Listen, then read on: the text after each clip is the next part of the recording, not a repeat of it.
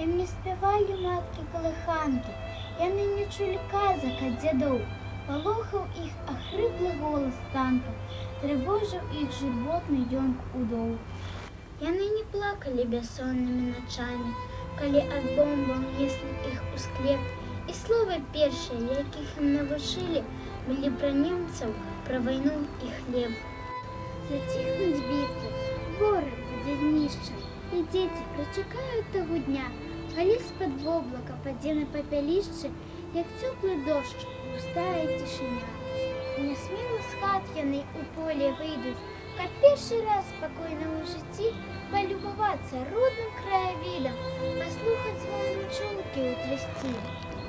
І пах лугоў, красой гаёў любуйся, і ўсё ж іх сэрцы задрыжаць не раз. Ім здасца самалётам першы бусел, пажарам здасца першая зара.